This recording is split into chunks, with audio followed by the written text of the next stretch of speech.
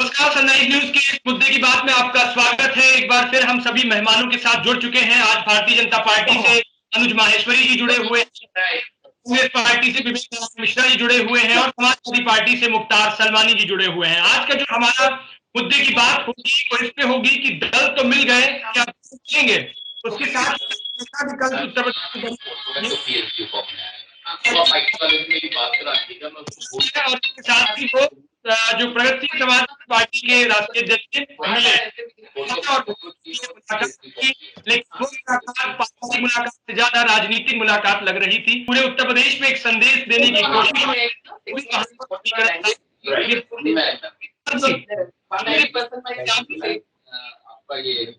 दल तो मिले हैं, दो दल मिले हैं, मैं कह रहा हूँ कि दो दिल मिले हैं कि दो दल मिले हैं जो कल मुलाकात हुई है। सबसे पहला सवाल आपसे जी। दिल दिल दिल भी मिले हैं, दल भी मिले हैं और दिल बहुत वक्त से मिले हुए थे जी। माननीय राष्ट्रीय अध्यक्ष जी अखिलेश यादव जी कई बार इस बारे में कह भी चुके थे और माननीय शिवपाल यादव जी की भी कई बार बयान आ चुके हैं कि हम लोग चुनाव मिलकर लड़ेंगे, माननीय अखिलेश यादव जी को मुख्यमंत्री बनाने का उत्तर प्रदेश में काम करेंगे। तो ये दो दिल भी मिले हैं और दल भी मिले हैं और उत्तर प्रदेश में माननीय अखिलेश यादव जी 2022 में सरकार बनाने जा रहे हैं। विवेक जी, ये जो कल मुलाकात हुई है उत्तर प्रदेश में, कांग्रेस पार्टी भी थोड़ी मजबूती दिखा रही है प्रियंका गांधी के नेतृत्व में और पहली बार इतिहास में ऐसा हुआ है कि आपकी पार्टी ने महिलाओं के लिए एक मैनिफेस्टो निकाला है। एक नए तरीके से राजनीति की शुरुआत आप करना चाहते हैं उत्तर प्रदेश के अंदर। तो अब चूंकि ये दो पार्टियां मिल गई हैं तो कहीं ना कहीं आपके लिए तो मुसीबत और खड़ी हो गई।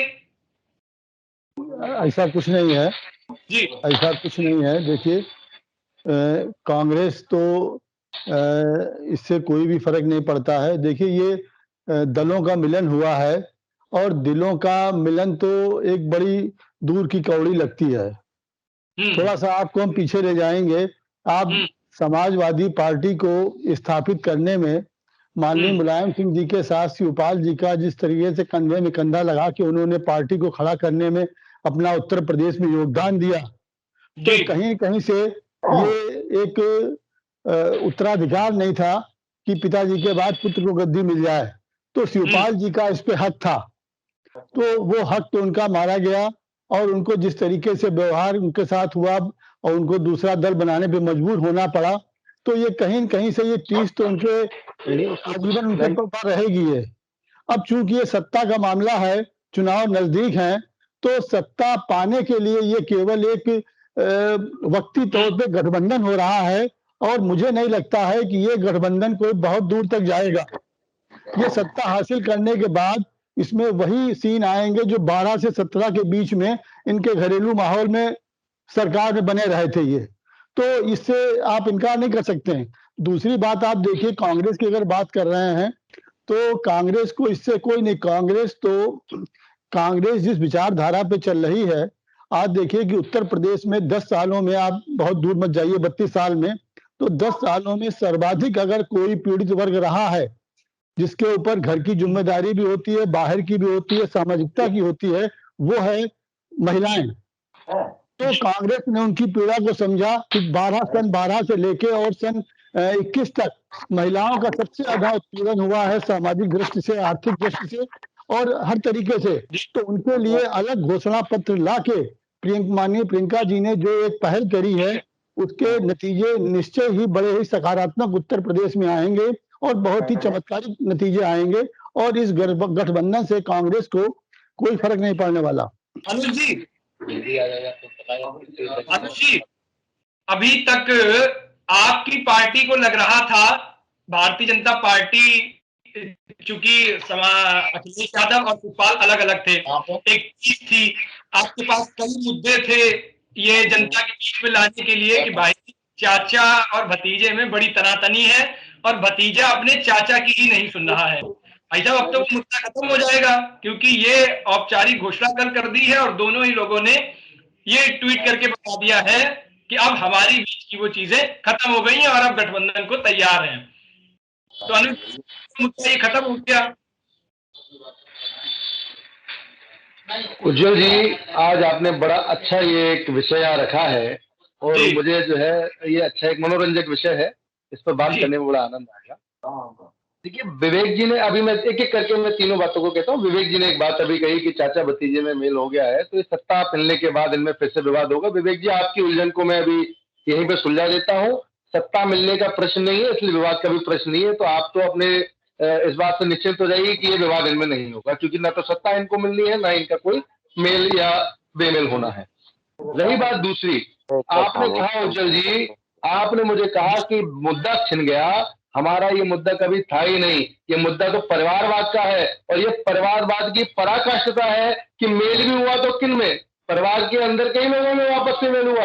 ये तो इनके लिए सोचने का विषय है कि परिवार में झगड़ते हैं, परिवार में मिलते हैं। राजनीतिक पार्टियां एक परिवार के अंदर अगर दो बना ली जाए और उनका मेल कर लिया जाए, उसके बाद किसी दूसरी अन्य पार्टियों को उसका प्रभाव दिखाया जाए, तो मैं नहीं समझता है राजनीति के अंदर किसी भी तरह से कोई भी इसका कोई लाभ या प्रभाव पड़ने वाला है, पहली बात। दूसरी बात यह है कि हमारे जो राष्ट्रीय अध्यक्ष हैं आपके समाजवादी पार्टी के जी वो हर परियोजना का लाभ लेने के लिए जितनी योजनाएं इस पूरे ब्रह्मांड में कहीं भी कोई जन्मी है, उपजी है, या जिनका कभी भी लोकार्पण हुआ है, तो आदरणीय अखिलेश जी उसको अपनी योजना बनाने लगते हैं। देखिए, कुछ नहीं है, सीधे सीधे सत्ता पाने की एक जो उत्सुकता है, या कह लीजिए कि एक जो चाहत है कि किसी भी तरह से हमको सत्ता में वापस आना है। लेकिन जनता पूरी तरह से चीजों को समझ चुकी है। आप ये तो जानते हैं कि युवा वर्ग जब से राजनीति में सक्रिय हुआ है, तब से इस बात का असर अब कम हो गया कि आप जैसा कह दोगे वैसे लोग मान लेंगे, ऐसा नहीं है। आज प्रैक्टिकलिटी कहीं ना कहीं है। आज मुद्दा जो है परिवारवाद मुद्दा अब नहीं रहेगा रहे हैं। उसके संबंध में उन्होंने एक बड़ा खराब बयान उन्होंने दिया, जिसकी मैं निंदा भी करता हूं। एक पार्टी के राष्ट्रीय अध्यक्ष होने के नाते उनको राजनीतिक शुचिता का ध्यान रखना चाहिए। उनकी एक जिम्मेदारी होनी चाहिए कि मेरे शब्द क्या है। इन इन इन इन बयानों से समझ में आता है कि कितना स्ट्रेस्ड है, कैसे स्टेप वो ले रहे हैं, क्या उनको करना चाहिए, क्या वो कर रहे हैं, ये सब कुछ लोगों को समझ में आ रहा है। और किसी भी तरह से कहीं आज काशी विश्वनाथ कॉरिडोर बनने के बाद में आज भारत की, मैं एक बात बीच में जल्दी कह रहा हूँ, थोड़ा सा हट के एक बात कहना चाहता हूँ। आज आपने मुझे एक माध्यम दिया है एक बात कहने का, पूरे देश को इस बात के बारे में सोचना होगा। लोग जी ठीक है, भारत की राजनीतिक सीमाएं हो सकती हैं, भारत की भौगोलिक सीमाएं हो सकती है कि इधर कश्मीर से कन्याकुमारी तक, लेकिन आज पूरे विश्व को यह बताया है कि भारत की सांस्कृतिक सीमाएं कुछ और हैं। भारत की सांस्कृतिक सीमाओं के संबंध में हमारी विचारधारा कुछ और है, हमारी जिम्मेदारियां कुछ और है। निश्चित रूप से लगातार जब हमको इस बारे में समय मिलता रहेगा, निश्चित रूप से हम भारत की सांस्कृतिक सीमाओं का विस्तार करके अखंड भारत की स्थापना का जो हमारा सपना है को साकार करेंगे। विश्व गुरु बनाने का भारत का जो हमारा एक सपना है, वो केवल एक कहने के लिए नहीं है, वो एक हमारे मन में एक विचार, एक संकल्प है, उसको वहां तक लेकर के जाएंगे हम। और उसी क्रम में ये एक बहुत महत्वपूर्ण कड़ी है काशी विश्वनाथ कॉरिडोर की स्थापना, काशी विश्वनाथ बाबा विश्वनाथ की नगरी की पुनर्स्थापना, बाबा विश्वनाथ का मंदिर। इतिहास को अगर आप उठा के देखेंगे, 17 बार लोगों ने उसको, बहुत लोग आए, आतताई आए, बहुत सारे आतंकवादी मैं उनको कहूंगा वो आए, उन्होंने उसको उजाड़ा। बाबा विश्वनाथ ने अपनी मर्जी से अहिल्याबाई होलकर हो या और जितने महापुरुषों को चुना और उनके माध्यम से बाबा विश्वनाथ का पुनरुद्धार कराया। मोदी जी उन महापुरुषों की श्रेणी में आज आ चुके हैं। बाबा विश्वनाथ ने उनको चुना, अपने यहाँ बुलाया, और बाबा विश्वनाथ का पुनरुद्धार हुआ। आज पूरा विश्व का सनातनी उसको देखकर गदगद होता है। मैं व्यक्तिगत रूप से सब सनातनियों की ओर से बाबा विश्वनाथ का पुनरुद्धार जो हुआ उसके लिए माननीय मोदी जी का आजीवन ऋणी और आभारी रहूंगा।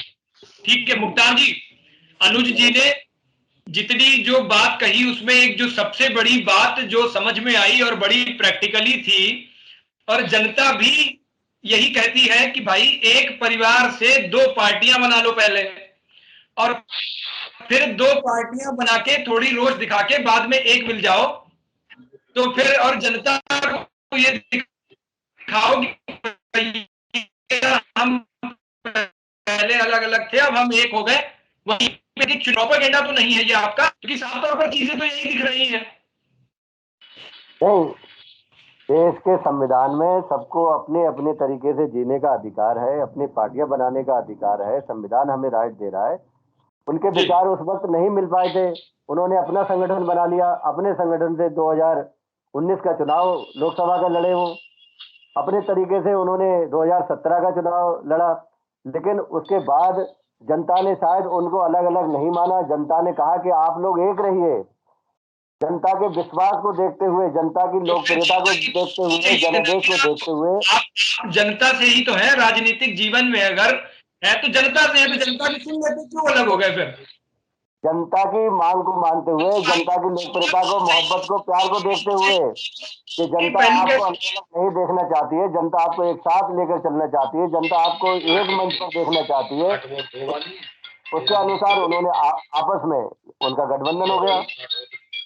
और कभी भी उनके दिल अलग नहीं थे, दिल हमेशा से मिले हुए थे। मुख्तार जी, एक जो मैंने जितना मैं समझ, शिवपाल सिंह ने एक पोस्ट किया, उसमें लिखा कि ये एक समाजवादी पार्टी के राष्ट्रीय अध्यक्ष जी से शिष्टाचार भेंट थी। अखिलेश प्रगति थी, हमारी मुलाकात हुई और गठबंधन को लेकर अगर दिल मिलते तो चाचा और भतीजे शब्द का इस्तेमाल होता, और अगर दिल होते सियासी ड्रामा कि वो सैफई में थे, दंगल में थे, सिपाही यादव थे कि हमें एक दे रहे हैं, अखिलेश यादव अलग एक लेके चल रहे थे।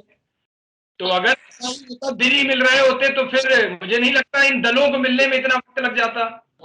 दिल हमेशा से मिले हुए थे, दिल हमेशा से मिले हुए थे। दल मिले हैं और दलों का ऐलान कर दिया।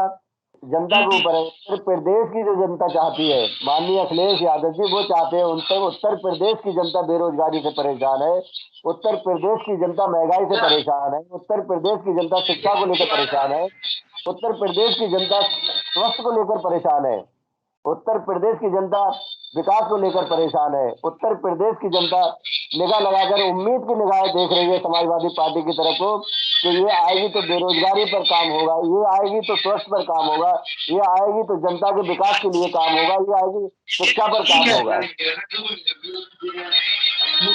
ठीक है, समीकरण पता है और मेज जी बैठे हुए हैं और बखूबी जान रहे हैं, मुस्कुरा भी रहे हैं कि आपका दिल तो भैया इनके साथ भी मिला था, और वो आपका दिल बड़ा मिल जाता है किसी के साथ भी, और बड़े चोट आपने आधी बात तो मेरी आप ही ने कह दी। देखिए, विधानसभा चुनाव में कांग्रेस के साथ थे जी, ठीक, उसका परिणाम इन्होंने देख लिया, पूरे प्रदेश ने देखा। लोकसभा चुनाव में राष्ट्रीय लोकदल और बहुजन समाजवादी पार्टी के साथ थे, तब तो कई दलों को मिला करके दल बना था ना, तो तब भी परिणाम क्या था, पूरा देश ने देखा। ये जो अवसरवादिता है, हर अवसर पर नया नया करना, नया नया प्रयास करना। और मेरी एक बात का आप जवाब दीजिए, मैं अपने समाजवादी से आए हुए मेरे मित्र से मैं एक बात पूछना चाहता हूं कि परिवार के लोग कब से औपचारिक रूप से मिलने लगे भैया? परिवार के अंदर औपचारिकता कहाँ होती है? इसका मतलब तो बड़ा स्पष्ट है। जैसे शिवपाल जी एक ट्वीट कर रहे हैं कि शिष्टाचार भेंट हुई, ऐसे औपचारिक भारी भरकम शब्दों का प्रयोग परिवार के लोग मिलते हैं तब कहाँ किया जाता है? ये तो औपचारिक मिलन है। इसका मतलब ये है कि कहीं ना कहीं बीच में कुछ रह गया है। हालांकि हमको उससे ना तो कोई अंतर पड़ता है ना हमको उससे लेना देना है, लेकिन एक सामान्य नागरिक के नाते हमको देखना होता है, उस नाते हम आपको बता रहे हैं। बजाय इसके देखना ये होगा कि इनका गठबंधन लगातार हर बार गठबंधन का इनका पार्टनर बदल जाता है। पहले कांग्रेस थी, 2017 का चुनाव हम लोगों ने देखा, 2019 हाल ही में अभी पीछे गया है, बहुत ज्यादा समय नहीं हुआ है। और जिस तरह के परिणाम आए हैं, 2019 के परिणाम अपने आप में 2022 के परिणाम का एक आईना है। परिणाम 2022 में 2019 से मिलते जुलते होंगे, ये बड़ा स्पष्ट है। सारा प्रदेश इस बात को जानता है।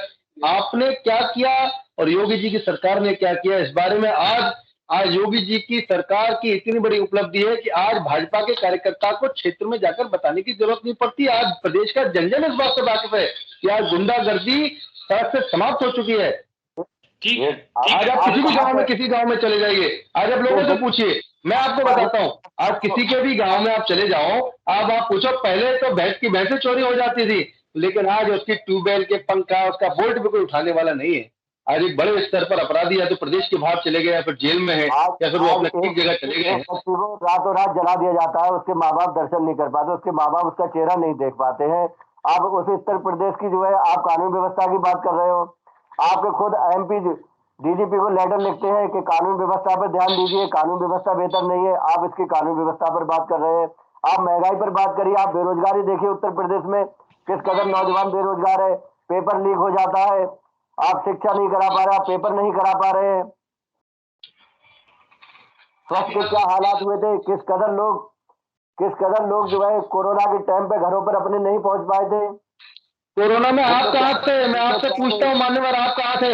मैं अपने और अपने कार्यकर्ताओं के 1000 फोटो आपके व्हाट्सएप नंबर पे भेजूंगा। आप कोरोना में कहाँ थे? कोई भी राजनीतिक पार्टी सड़क पर नहीं थी। कोरोना में सिर्फ और सिर्फ भारतीय जनता पार्टी का कार्यकर्ता सड़क पर झोला लेकर के राशन बांट रहा था, दवाइयां पहुंचा रहा था, लोगों को ऑक्सीजन उपलब्ध करा रहा था। मैं उज्जवल जी आपके चैनल के माध्यम से तमाम राजनीतिक पार्टियों से सवाल करता हूँ, ये इस बात का स्पष्टीकरण दे कि कोविड काल में इन्होंने अपने क्षेत्र में क्या योगदान किया, जनता के बीच में कितनी बार ये गए, क्या सुविधा इन्होंने वहां पर दी। प्रदेश में दिखाई दे रहा है। आप देखिए जनता का, आज माननीय अखिलेश यादव जी को जनता कार्यकर्ता स्वास्थ्य कर्मियों के साथ कंधा मिलाकर कोविड काल में लगातार जन जन की सेवा में लगा हुआ था, जनता के बीच में थे, जनता के साथ उसका सहयोग के उसके दुख दर्द को बांट रहे थे। क्योंकि कोरोना काल में हमने ऐसी महामारी में अपनों को खोया था, लेकिन सरकार उस टाइम शीशे के खानों में बनती, सरकार बनती, सरकार को देख रही थी। उत्तर प्रदेश सरकार ने आम जनता को ऐसे ही भूखे मरते हुए प्यासा देख लिया था। लोग रोडों पे मर रहे हैं, लोग जगह जगह भूखे प्यासे घूम रहे हैं, लेकिन सरकार को कोई मतलब नहीं था। हमने लोगों के घर घर तक जाके ऑक्सीजन पहुंचाई, हमने लोगों के घर घर तक जाकर राशन पहुंचाया। प्रदेश की जनता अपने आप इस बात को योगी जी का, मोदी जी का धन्यवाद करते हुए कहती है कि अगर ये मोदी योगी सरकार न रही होती और ये कोविड काल हुआ होता तो लाशों के ढेर लग जाते। इतना बड़ा मैनेजमेंट, इतना बड़ा प्रबंधन अगर संभव इस प्रदेश में हो पाया तो माननीय योगी जी की देन है कि वही योगी जी है प्रदेश की जनता की सेवा करते हुए उनके मेरी बात मैं आपको बताऊं, जब योगी जी के पिताजी का देहांत हुआ तो अपने पिताजी के देहांत पे नहीं गए, उन्होंने प्राथमिकता को चुना, चुना। ये कर्मयोगी है,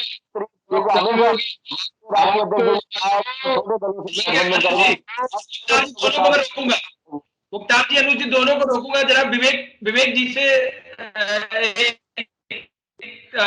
विवेक जी, एक बार तो सपा के साथ आप भी मिल चुके हैं, तो आप तो जानते होंगे थोड़ा अंदर से चीजें, क्योंकि गले मिलाया है भाई, आपने मिला चुके हैं आप। तो अब ये वाले का क्या रहने वाला है, जरा ये भी जरा थोड़ी भविष्यवाणी आप कर दो, क्योंकि आप भी उस हाँ नहीं ठीक कह रहे हैं आप, ये बिल्कुल ठीक कह रहे हैं।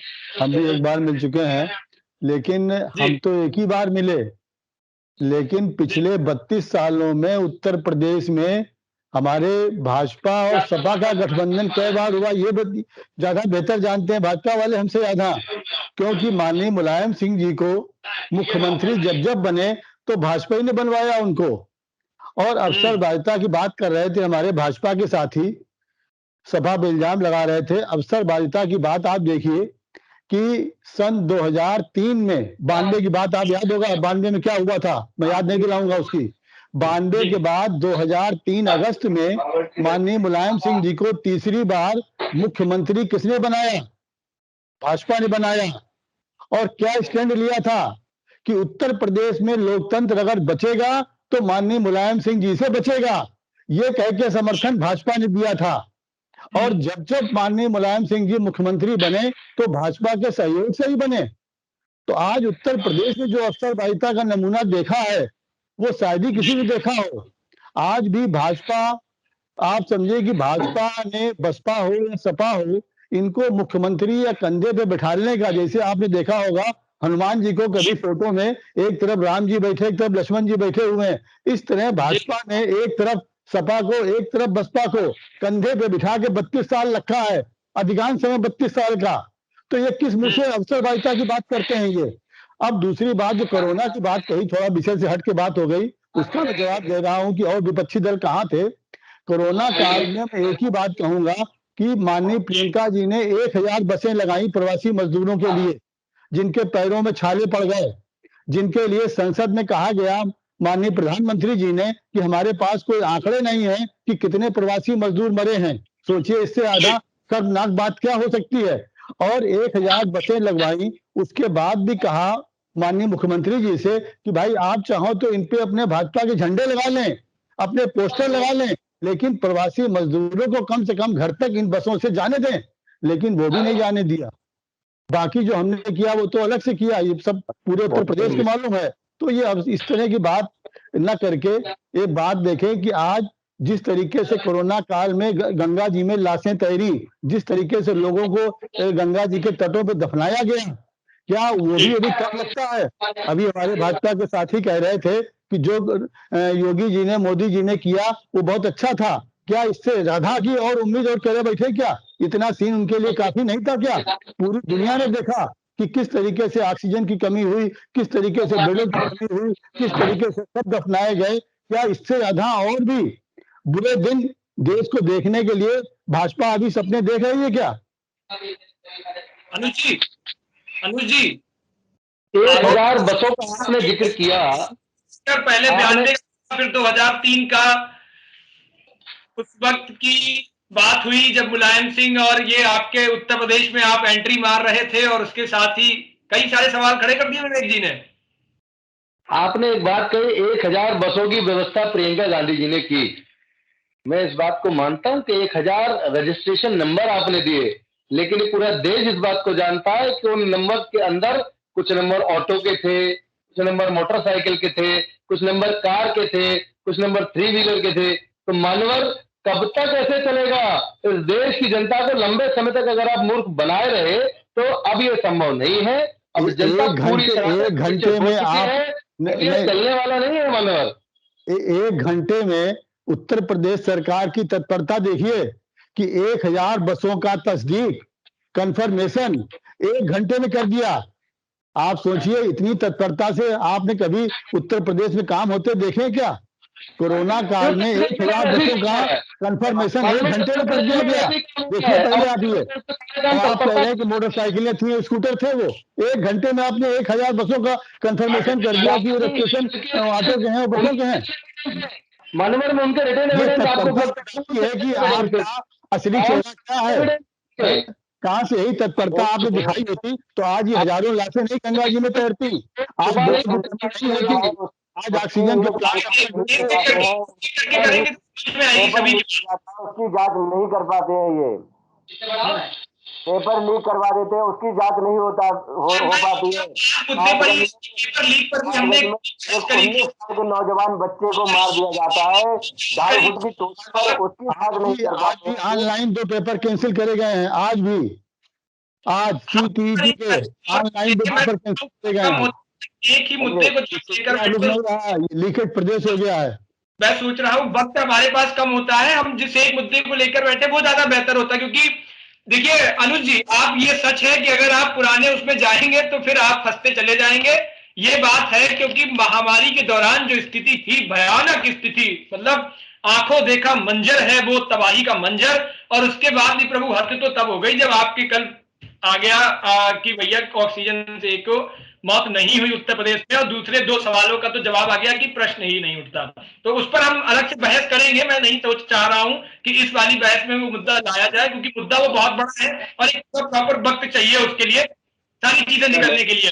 लेकिन अनुज जी, ये वाले मुद्दे से हटके जब आप आरोप लगा रहे हो समाजवादी पार्टी के और कांग्रेस के गठबंधन और इन सब चीजों को लेकर के, तो प्रभु आप भी आरोप नहीं लगा रहा हूं उज्जवल जी, मैं कोई आरोप नहीं लगा रहा हूं। ये राजनीतिक स्वतंत्रता है कि आप गठबंधन करते हैं, लेकिन मैं आपको सिर्फ ये बता रहा हूं कि इनका परिवार पार्टी प्रभारी कितना उलझा हुआ कंफ्यूजन है, पूरे प्रदेश को कंफ्यूज कर दिया है।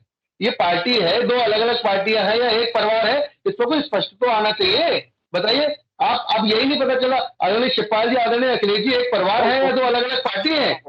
इसमें क्या परिवार है? जिन लोगों ने एकदम तैयार किया वो अलग अलग, इतना बड़ा कंफ्यूजन है। और मैं एक बात अपनी तरफ से उज्जवल जी कहना चाहता हूँ, उज्जवल जी एक बात मैं अपनी तरफ से कह के मैं शांत हो जाऊंगा। देखिए मैं आपको बताऊँ, परिवार की पार्टी है,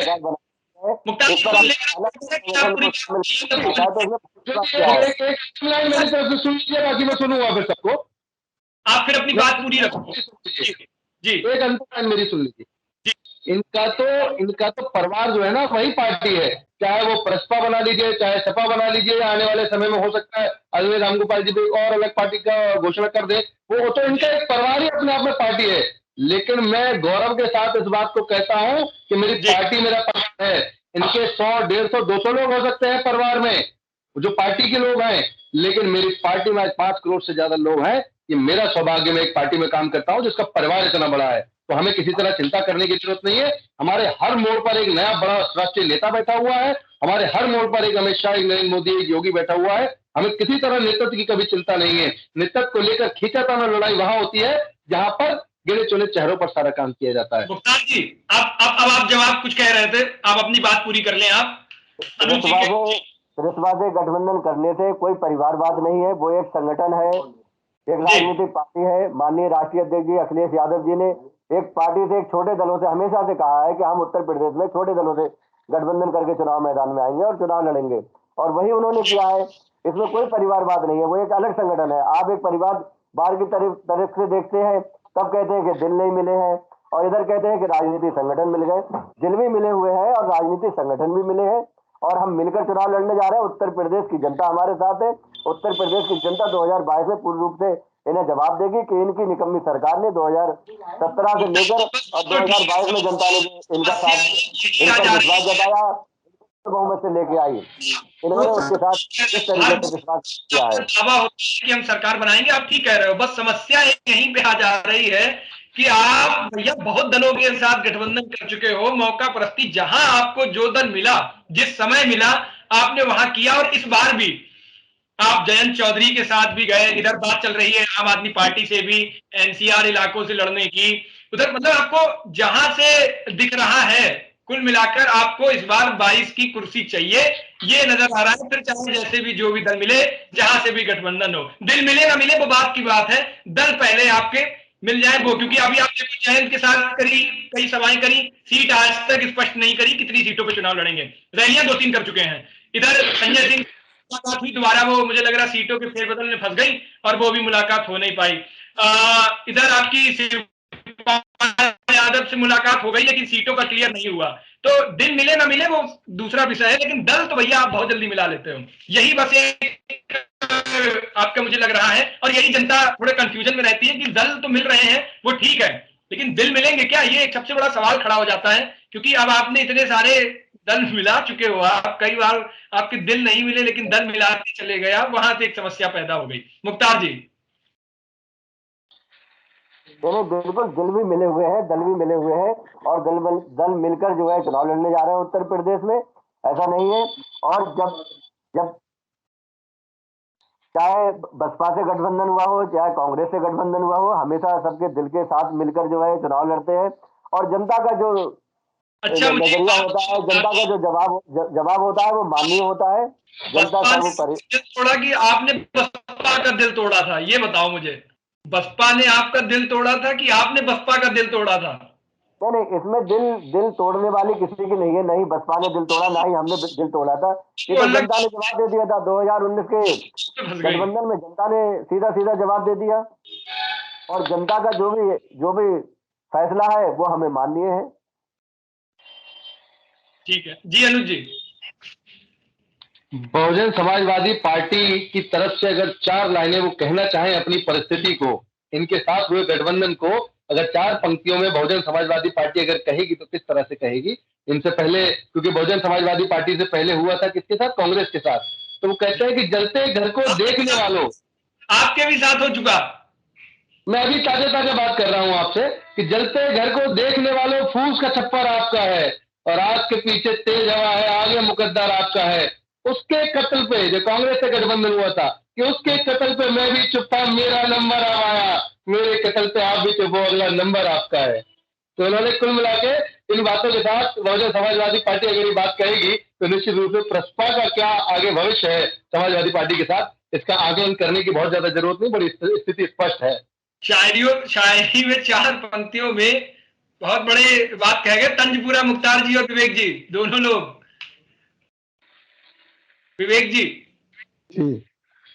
देखिए, जो आपका आज मूल विषय है कि चाचा भतीजे के मिलन का, तो और उसके साथ में जो आपने छोटे दलों का जिक्र किया कि सारे समाजवादी पार्टी के साथ वो कर रहे हैं, तो देखिए अगर इनका पहले का इतिहास देखें तो ये तो गठबंधन करके उन पार्टियों को फिर अपने सब में मिला लेते हैं, उन सब में तोड़ फोड़ कर देते हैं, उसके बाद फिर वो पार्टियां रहती नहीं है।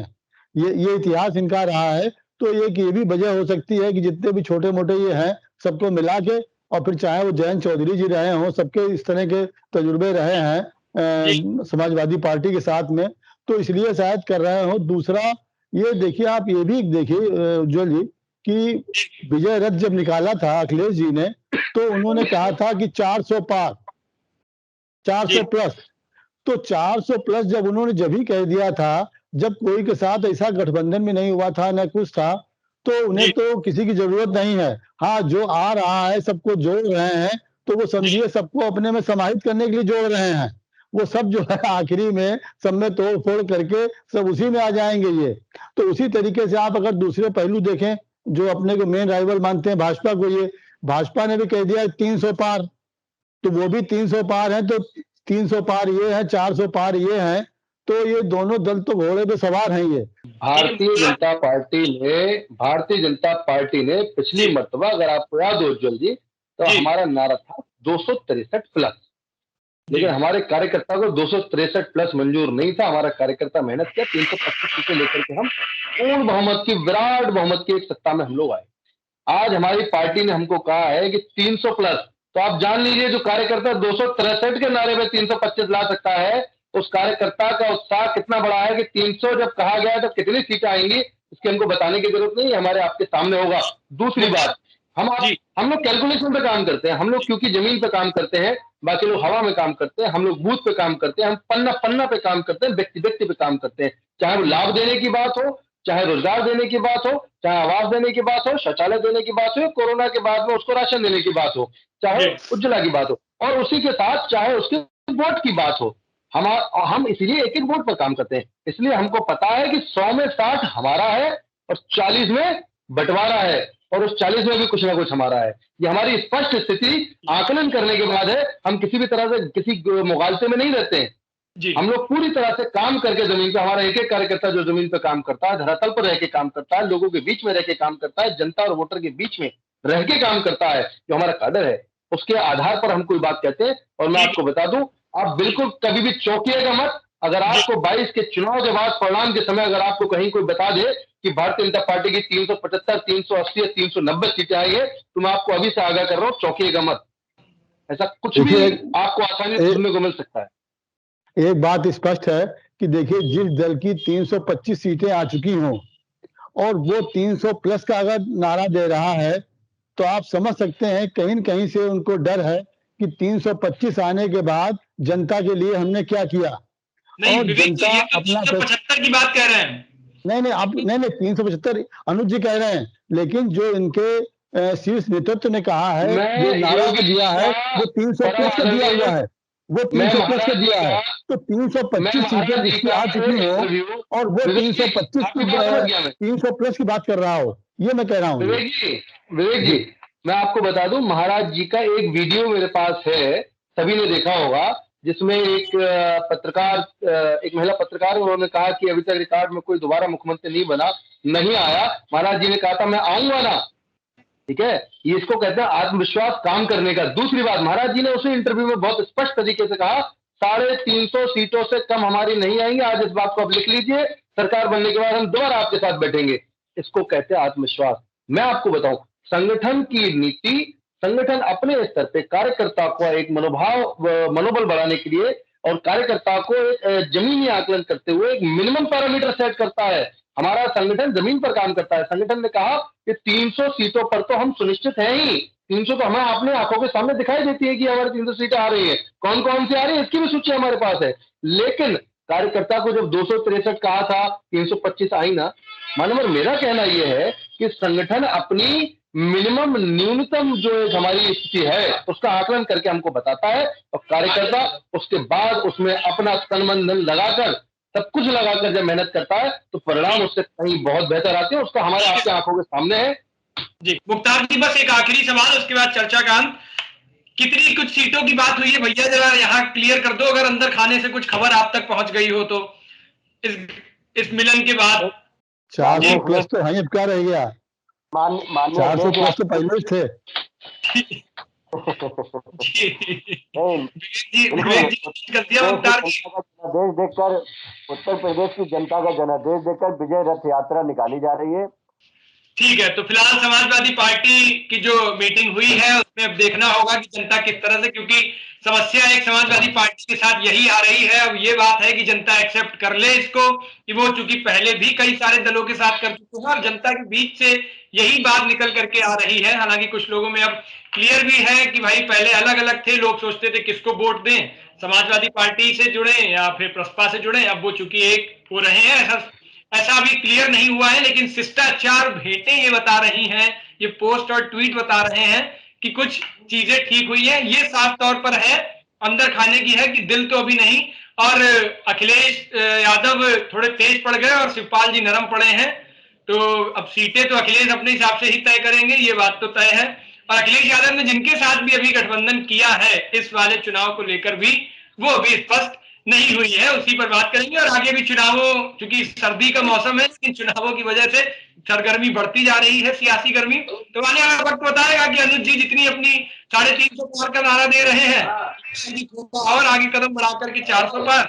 और विवेक जी का अभी कुछ सीटों का स्पष्ट नहीं है, लेकिन एक भाई साहब इतिहास दिया कि आजादी के बाद जो अब तक का सबसे राजनीति करने का, महिलाओं का की जो शुरुआत करी, ये मुझे लग रहा है राजनीति का एक नया कदम होगा। आप सभी चर्चा में जुड़े, भाजपा से अनुज जी जुड़े थे, सपा से मुख्तार जी जुड़े थे और कांग्रेस पार्टी से विवेक जी जुड़े थे। आप तीनों का बहुत बहुत धन्यवाद हमारे साथ जुड़ने के लिए। उसी के साथ मिलेंगे आपको अगले फिर किसी मुद्दे के साथ, तब तक के लिए इजाजत दीजिए।